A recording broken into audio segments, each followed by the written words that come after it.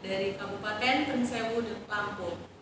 Pada tugas demonstrasi konstekstual ini, pada modul 3.1 tentang pengambilan keputusan berbasis nilai-nilai kebajikan sebagai pemimpin. Nah, narasumber saya yang pertama adalah dari Kepala SMK Telkom Lampung yang kali ini akan diwakilkan oleh Bapak Dedi Eko Cahyono selaku Wakil Kepala Sekolah Bidang Kurikulum. Pak Dedi, selamat sore. Selamat sore, Pak Sri. Bagaimana kabarnya Pak Dedi? Alhamdulillah sehat. Pak Dedi, pada kesempatan kali ini saya ingin menyampaikan beberapa pertanyaan tentang pengalaman Pak Dedi sebagai Waka Kurikulum tentang pengambilan keputusan yang dimana di dalamnya mungkin mengandung dilema etika atau rujukan moral. Nah, selama ini Pak, bagaimana Bapak dapat mengidentifikasi kasus-kasus yang merupakan dilema etika atau rujukan moral Bapak? Yang pertama sekali terkait dengan pertanyaan yang disampaikan oleh Bu Astri ya. Pertanyaan yang menurut saya cukup sulit untuk dijawab. Namun di sisi lain ini sangat sangat real di sekitar kita, di sekeliling kita. Dalam dalam realitanya kita sebagai seorang guru yang ada di lingkungan sekolah tentu akan banyak menjumpai hal-hal seperti ini. Nah, cara mengidentifikasinya bagaimana? Ya tentu kita kan di sini nggak sendirian.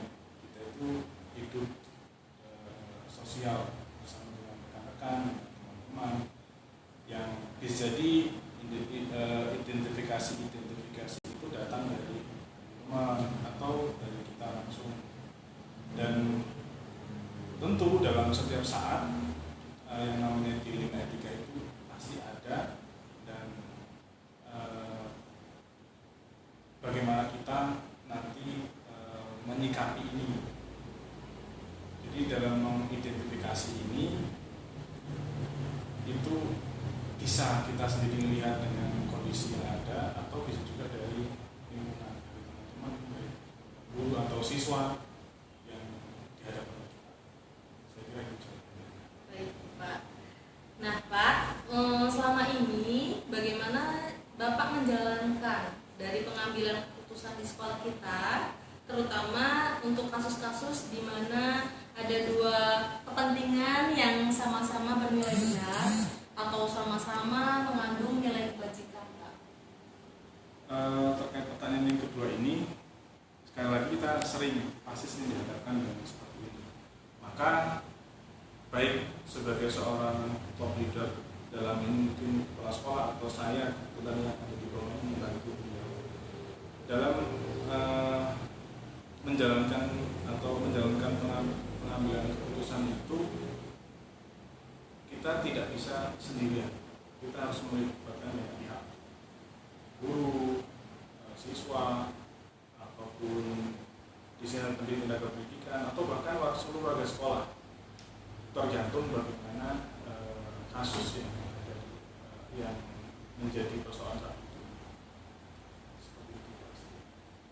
Baik, misalkan kita dihadapkan dalam satu kasus ya Pak ya, apakah ada yang menjadi ganjalan dari Bapak? Misalkan ada satu kasus yang menurut Bapak di dalamnya itu mengandung dilema etika atau rujukan moral, Pak?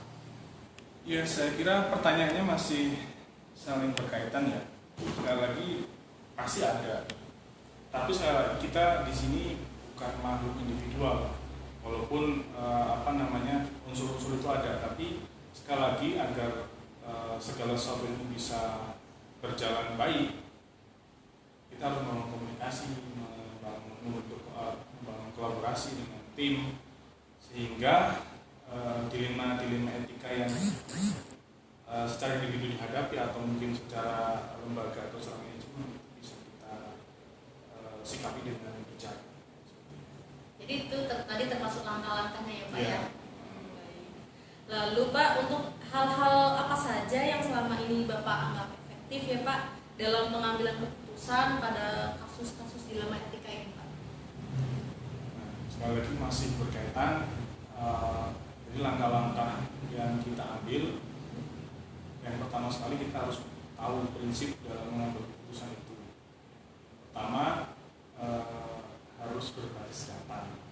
Artinya kadang si A memberikan informasi, si B memberikan informasi, kita tidak serta-merta langsung percaya sepenuhnya. Kita juga harus melibatkan orang lain yang barangkali tidak terlibat di situ. Terus kemudian selain itu ada prinsip kesetaraan atau mengandung adil untuk semua.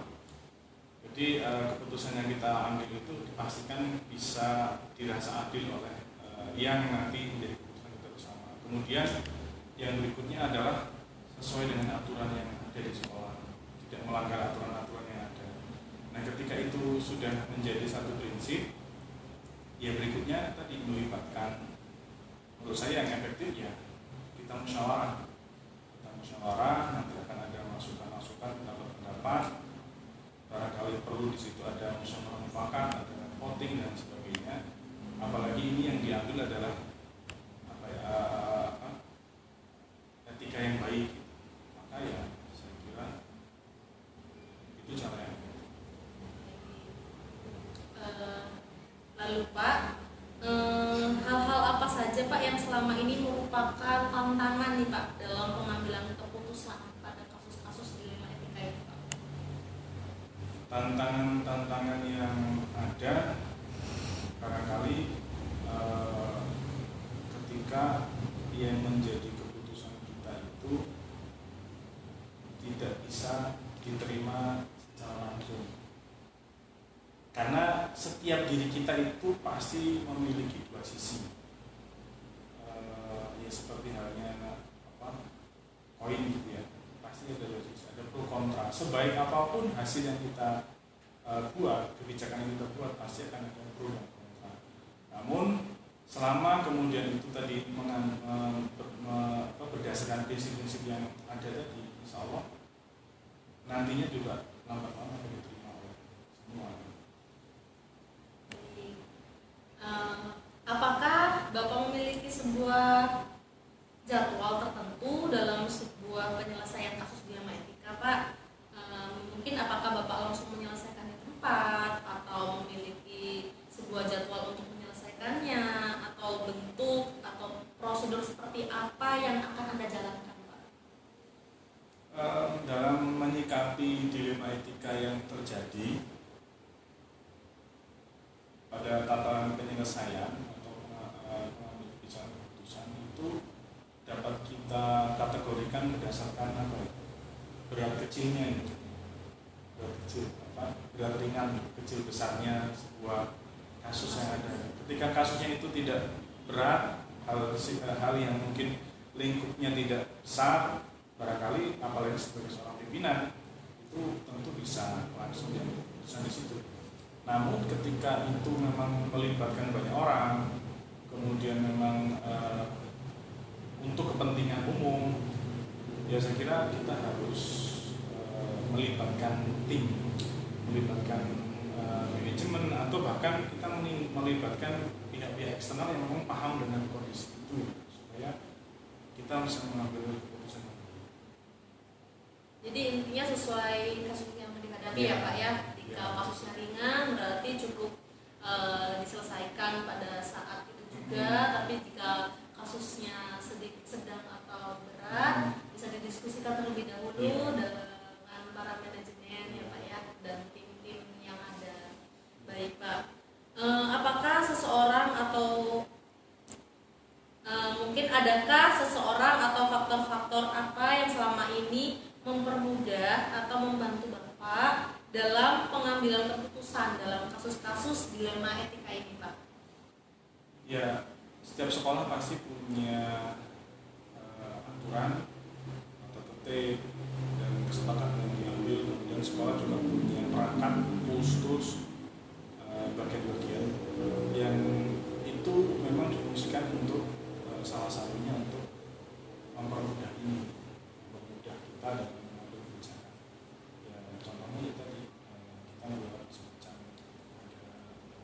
manajemen, kemudian ada lagi mungkin PIC, di mana nanti tadi sesuai dengan kategorinya, ada yang sifatnya harus kita melalui manajemen, ada juga yang mungkin personal ataupun per bidang.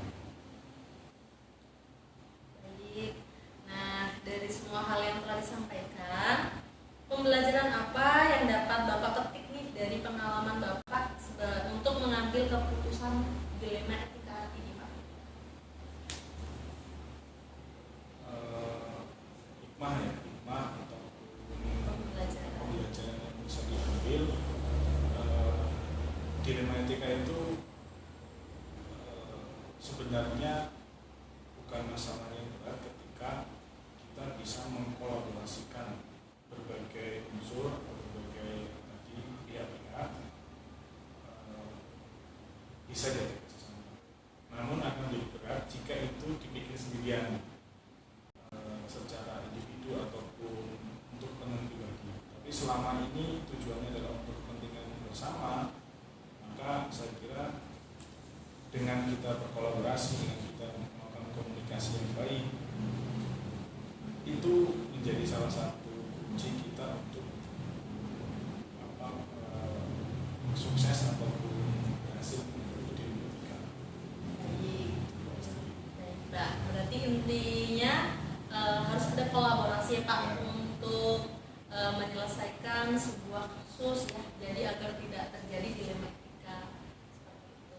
Nah, baik Pak, saya ucapkan terima kasih banyak atas waktu yang telah diberikan kepada saya, dan saya juga ingin mengucapkan terima kasih atas dukungannya untuk saya sebagai CQP Angkatan 9 ini.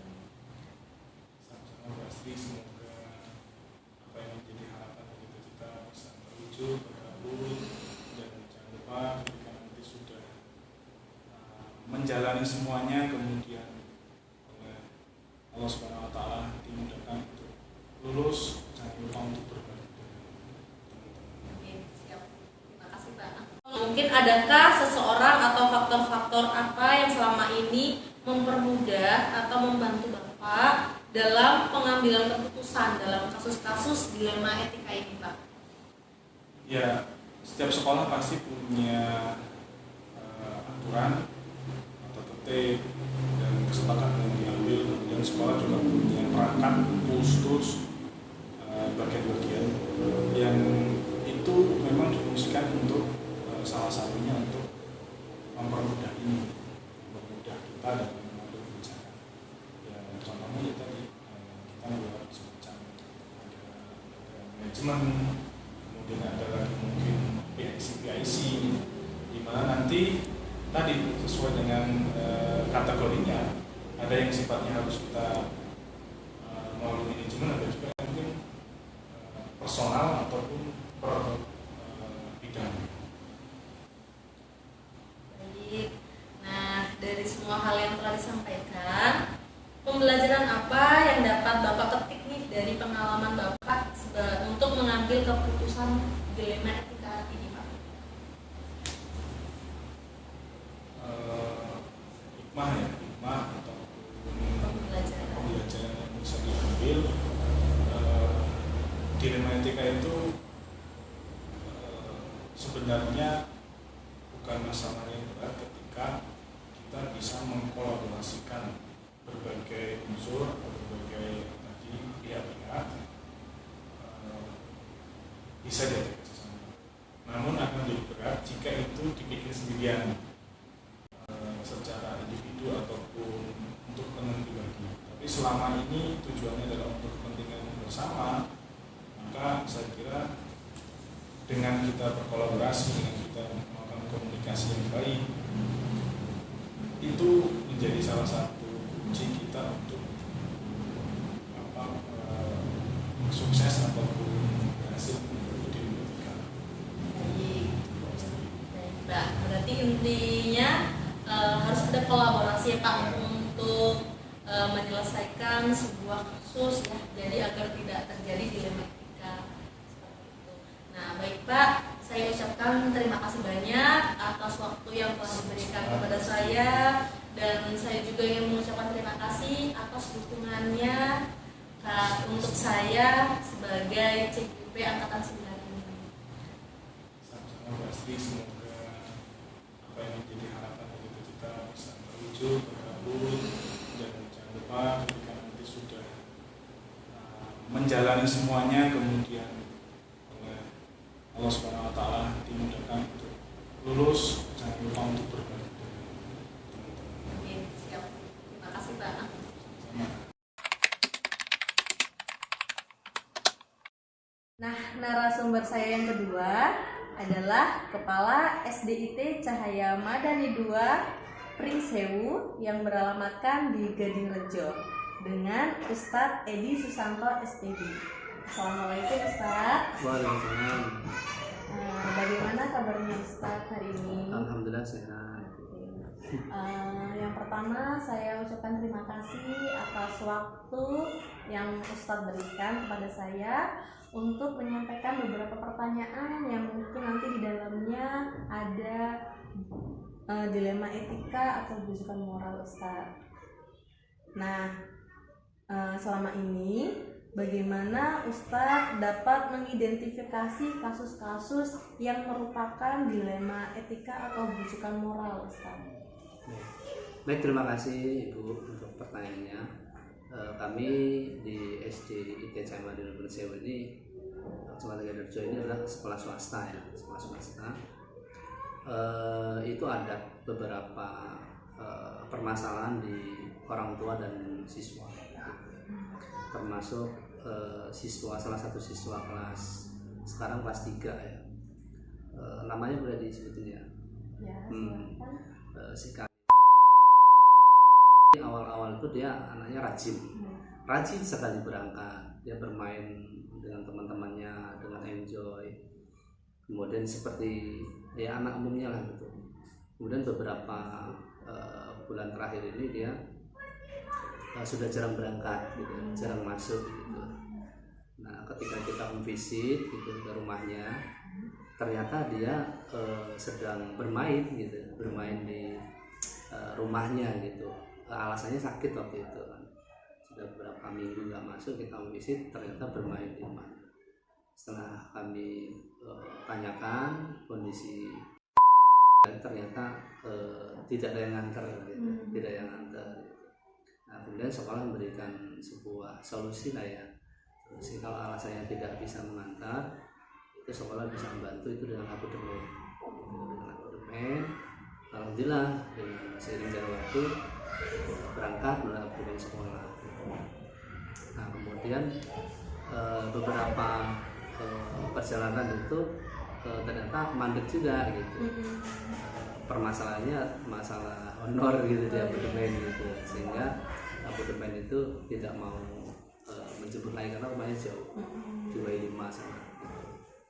Jadi kami tekankan sih tetap berangkat gitu, seperti apapun kondisinya gitu ya, karena kita sekolah formal gitu ya. Akhirnya ayahnya gitu mengantarkan gitu, ayah mengantarkan, kemudian beberapa pembayaran gitu ya, itu mengalami kendala tunggakan gitu.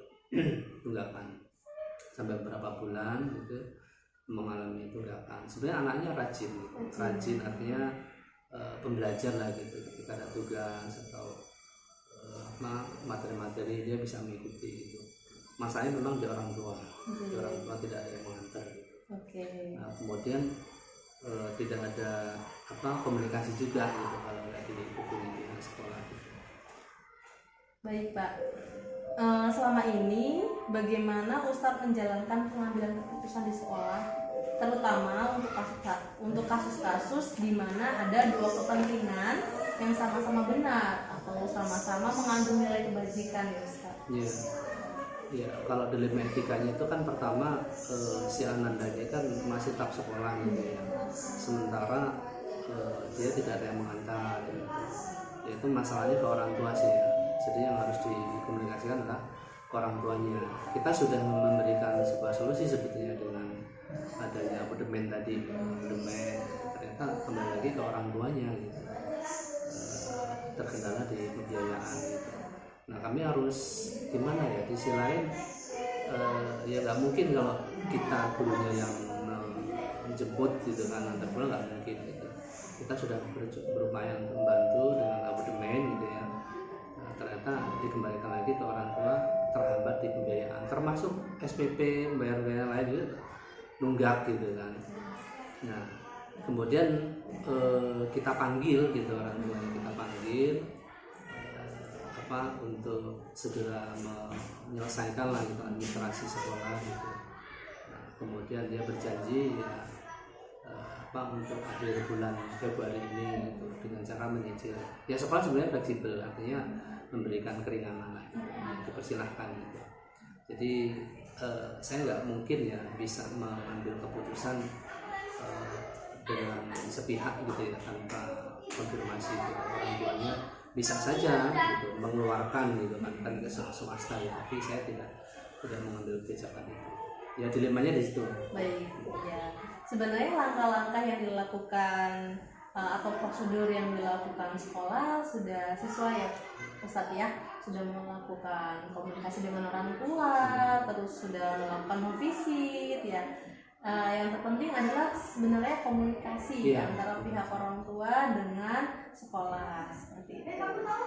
Nah, Ustadz, untuk hal-hal apa saja yang selama ini Ustadz anggap efektif dalam pengambilan keputusan pada kasus-kasus dilema etika dengan contoh yang tadi Ustadz sebutkan?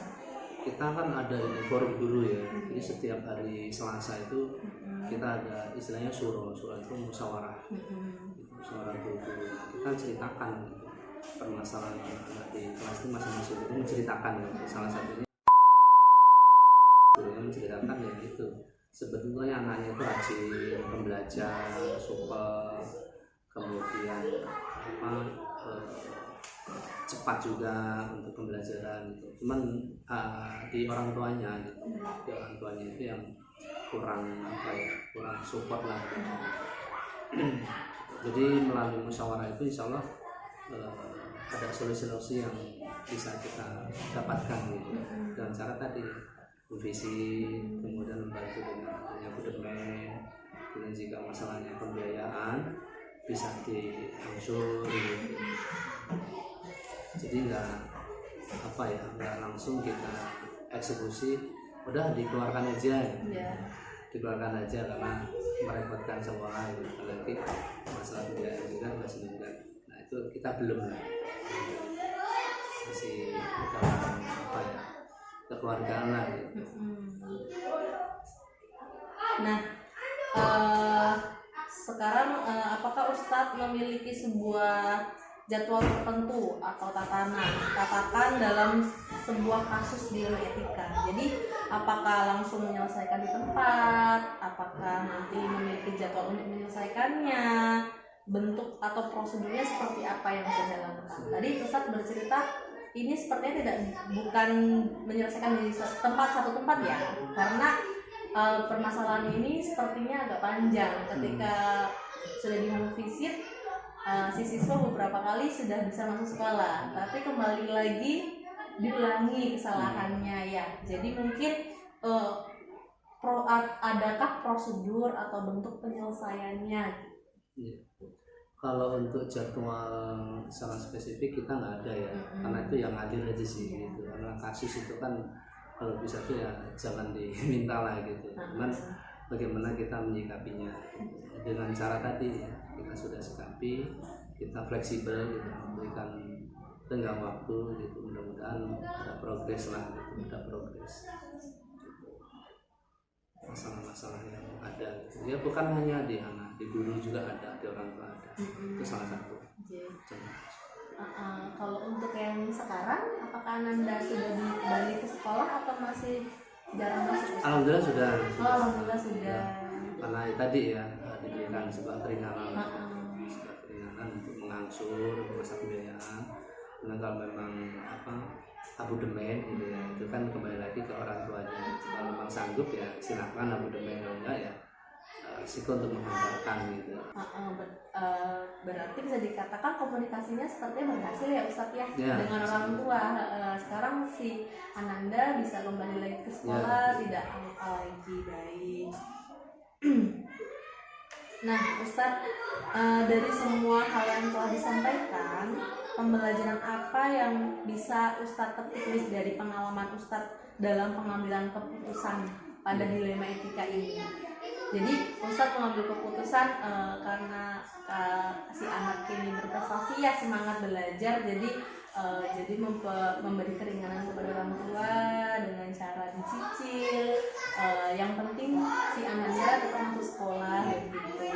Jadi pembelajaran apa yang dapat Ustadz petik dari pengalaman ini?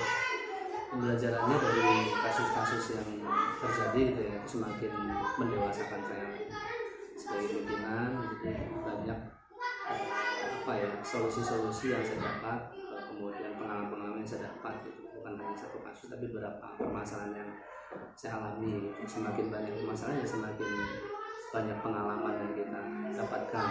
Lebih terutama adalah menyikapi masalah itu, bukan lari dari masalah ya, itu pembelajaran yang penting sebenarnya. Kemudian untuk pembelajaran yang kedua adalah ya kita memberikan sebuah kebijaksanaan dengan adanya permasalahan ini gitu. Dengan tidak ada permasalahan itu kan kita tidak bisa memberikan sebuah kebijaksanaan gitu. Salah satunya adalah tadi dengan tunggakan-tunggakan kita berikan sebuah kebijaksanaan untuk keringanan, untuk berangsur gitu.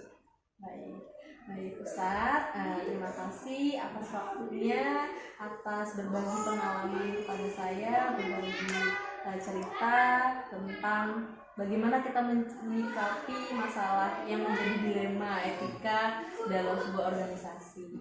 Baik Ustadz, terima kasih. Ya, sama-sama.